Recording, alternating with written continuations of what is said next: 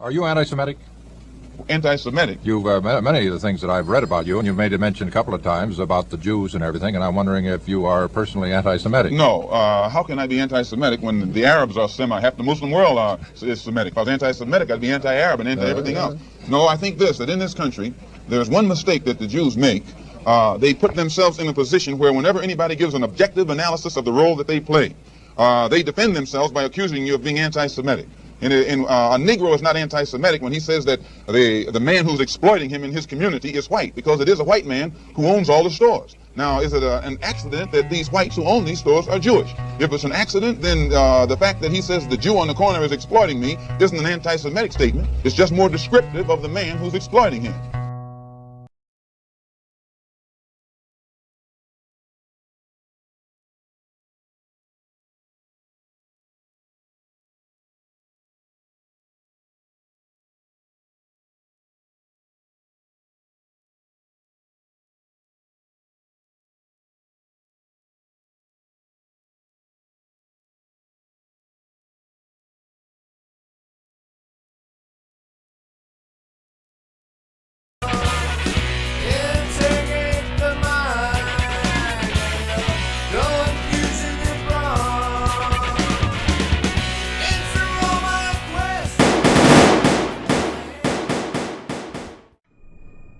What's up, everybody? Welcome back to the newest episode of the Post-War Show. I am real excited about this episode, but I may have overstepped my capabilities a little bit in getting so many subjects in one. I'm going to have to do two parts in this after extensively working on the first for so long.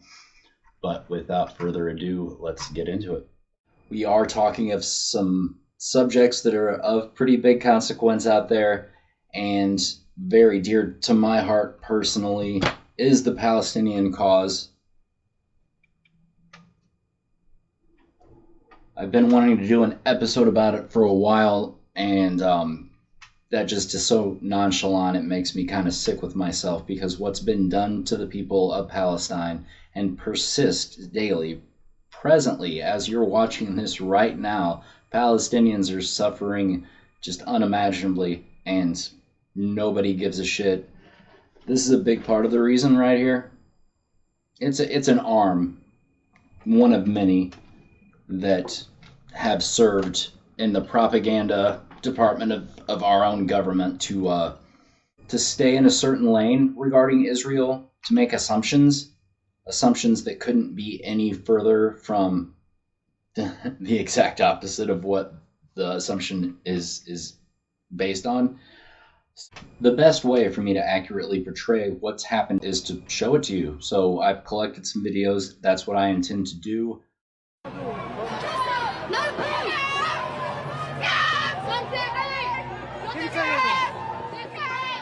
Just so everyone understands, these are Orthodox Jews, like, you know, the highest order, the most disciplined. These are the ones protesting in the Palestinians' favor, and you see the public's regard and reaction to that.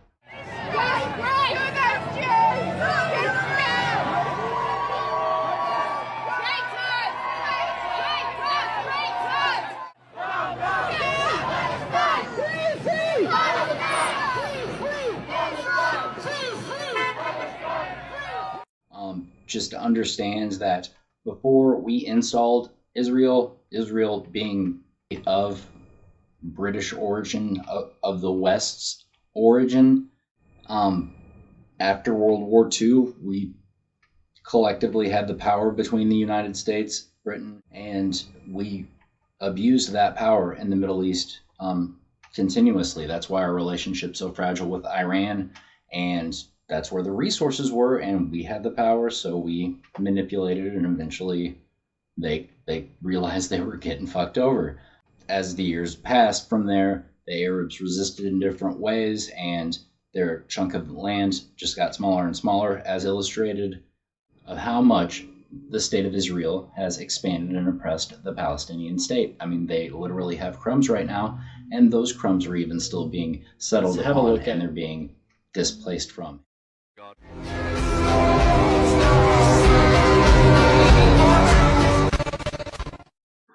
we take house after house. All this area will be a Jewish neighborhood. We are not finished the job. We are going to the next neighborhood, and after that we will go more. Our dream that all East Jerusalem will be like West Jerusalem, Jewish capital of Israel. אני רואה בזה המשך של המפעל היהודי-ציוני, המשך שיבת ציון, זה הכל. זה בא על חשבון הערבים? כן, גם בג"ץ והכנסת בנויים על חשבון ערבים, וגם המדינה כאן הוקמה, כן, על חשבון חלק מהתושבים הערבים שגרו פה. וזהו. The hypocrisy involved in this just is abhorrent to me. This rat fuck's related to somebody in the government. I don't have time to go back and look at who, but he really is. And he has an official position, and that is displacing Palestinian families.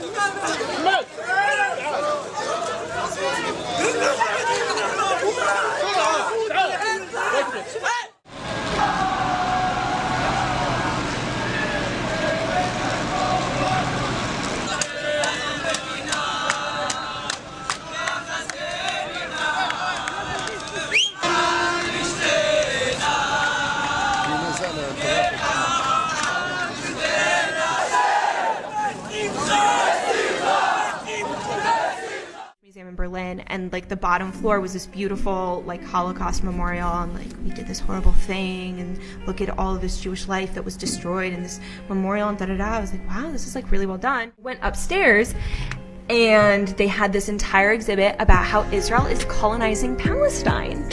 Like, they have this at the same place? Yes, at the Jewish Museum in Berlin. I was livid.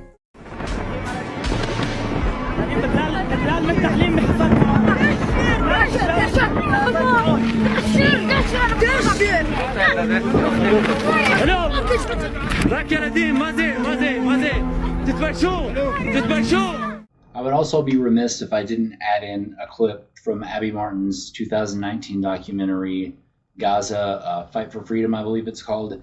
Abby has done incredible work on the Palestinian oppression by the state of Israel and all of its nooks and crannies, you know, where the camps are, how they're treated in the camps, what the age demographics and stats are on a lot of different things. Much respect to her. I hope she doesn't mind me stealing 2 minutes of her video here. Gives you a more humanitarian look than the sterile media lens. وضع البلد سيء للغاية يعني ما فيش يعني احنا عايشين هيك بس اسم عايشين. إسرائيل ضغط عليه حصار من شقة موت من شقة يعني إحنا متحيرين. This is the furthest you're allowed to get from Gaza. Putting your feet in the water on the sands of their coast is the outermost border you can touch without permission from the Israeli military. Most will never be permitted to leave. Trapped in this place, which is suffering one of the worst humanitarian crises in the world, you find much more than misery. You find happiness, love, and joy. Yet Gaza is not defined by how it copes with oppression, but by its struggle for freedom.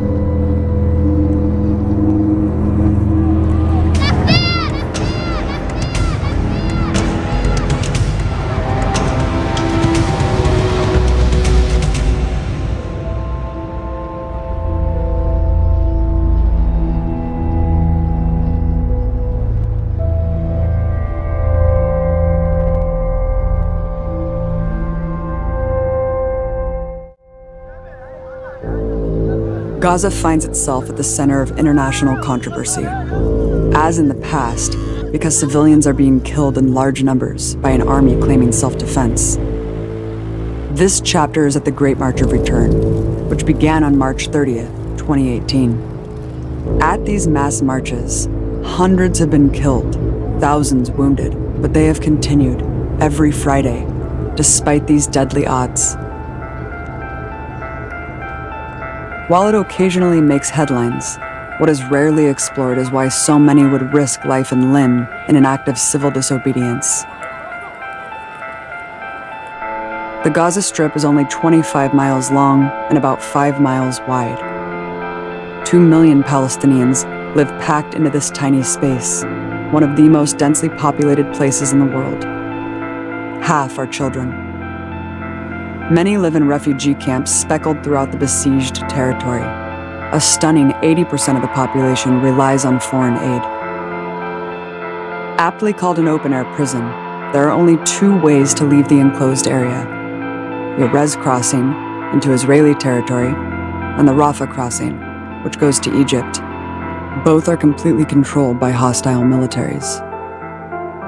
What Israel calls a border is actually a heavily militarized perimeter fence comprised of barbed wire, surveillance networks, and lethal no-go zones. If you roam too close to the so-called no-go zone, which extends 300 meters out from the fence, Israeli forces have authorized themselves to shoot to kill. Thousands of unarmed Palestinians have been shot for violating this rule in 2018 alone. The same goes for Gaza's coastline. It is the only place in the world where you can't even flee by boat, as refugees elsewhere often do.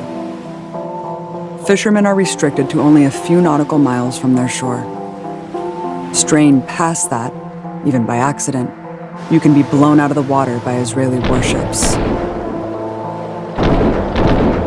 A massive seawall in the north and south, currently being extended, boxes them into their small sliver of sea. This violence is compounded by an economic blockade that imposes a chokehold of poverty on Gaza, resulting in one of the highest unemployment rates in the world, according to the World Bank. 70% of the youth are unemployed, with 52% for the general population.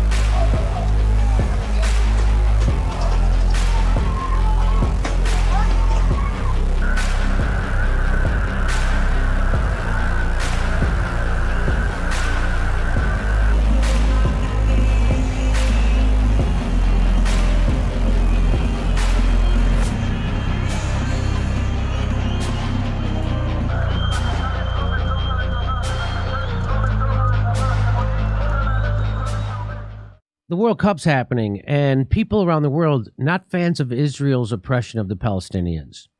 So here is a bunch of people refusing to speak to Israeli television at the World Cup. You want to see it? Which channel is this? Israel channel. You don't. Which channel is this? Israel channel. You don't like us? That's it. Palestine, there is no Israel. Sorry, please. You are not welcome here. Even if this is Qatar, this is our country. You are not welcome here. There is only Palestine. There is no Israel. You are not welcome here. This is our country. You are not welcome here. That's the Israeli reporter.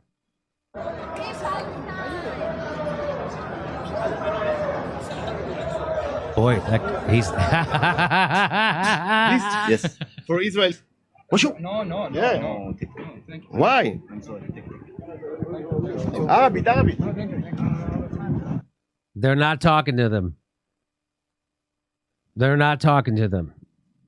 Because Israel's an apartheid state, and they oppress the Palestinians. They killed them in broad daylight. Let's see, what's that? We are from Israel. Israel. Yeah. Hey, new friend. What? We have peace. Israel, no Palestinians. Israel, no Palestinians. But we have peace, huh? Peace. You sign peace. So it sounds like the Israeli journalists are, no, peace, we're friends. No, they're like, no, F you, we're with the Palestinians. You sign peace. You sign peace. You signed on the peace agreement. So this guy, the reporter says, hi, I'm from Israel. The fan says, there is no such thing as Israel, only Palestine. Reporter, yes, there is. Hey, how's it going? You from Lebanon? Yes, I'm from Israel. You're from Israel? What are you doing here? Free Palestine. Reporter, you say Palestine, I say Israel. Fan, no, Israel doesn't exist. Okay, in case you think Israeli reporters are victims, I can gladly make a threat of Israelis not just ignoring Arab journalists, but actively harassing them on air. This week, Israelis chanted death to Arabs at this person while on air for France. Let's watch. نعلم بأن هذه سليخة نحن بالشدور يشير أنت معبر لي زوز مفو كل عربي يروح لرشا زوز مفو לא רוצה والله לא רוצה אני בעבודה לא מעניין אותי אתה מפריע אותי לא מעניין אותי יאללה זוז מפה בלغتنا العربية بلغتنا מוות לערבים, מוות לערבים. سنعود إليك تعكس مهني. شكرا جزيلا لك. سنكتفي بهذا القدر ونعتذر عن سوء الأخلاق. Israeli forces deliberately killed Palestinian American journalist. Report shows. It's from The Intercept. A new forensic analysis proves that an Israeli sniper could see that Shireen Abdu Akela was a journalist before firing the bullet that killed her. Of course, they shoot children on purpose. They shoot reporters and journalists all the time. And then we pretend to care about free speech and journalism when Trump is mean to Jim Acosta. What brings you here today? To support Palestinian rights. We as Jews are embarrassed what's happening there in the state of Israel, in the Jewish name. And what's your message to the people of Palestine? They shouldn't give up the struggle. They should continue to fight and not give up the struggle against the state of Israel, because by the end, Palestine will be free, because this is truth, will succeed by the end. What's your message to the people of Palestine? They should know. We feel very shame what's going on there, especially they're doing everything in our name. In the name of Jews, in the name of the Torah, in the name of God. It's so shameful. We are with you. You have to know. The Zionists are strong. We are weak. But God is on our side. At the end of the day, the Palestinian flag will be on all Palestine, from the river to the sea. Hey, guess what? Morocco celebrates their victory by raising the Palestinian flag. Palestine has been the winner in this World Cup. Arab regimes can pursue normalization, but the people of the Arab world will have their final say. Congratulations, Morocco, for your victory and principled stance. Those aren't the rainbow flags we gave them to hold up. So the Arab world stands with Palestine. We've showed you in another video about how whenever there was a Israeli news reporter wanting to interview fans at the World Cup, they would walk away from the Israelis. They wouldn't do it. Well, guess what happened here? English fans to Israeli TV, Free Palestine. So this guy goes to interview him. So I'm going to guess. Here we go. Is it coming home? Is it coming home? He means the cup, right? Or whatever? Yeah. Wait a minute, first question. Is it coming home? It's coming on.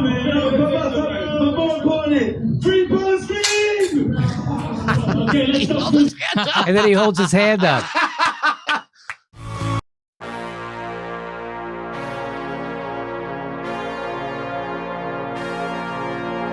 Wipe it down. Wipe it down. Wipe. white.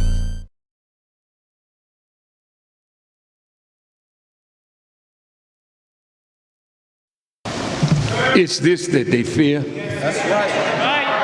I don't have no army. That's right. I just know the truth. And I'm here to separate the good Jews from the satanic Jews. Yes, yes, yes!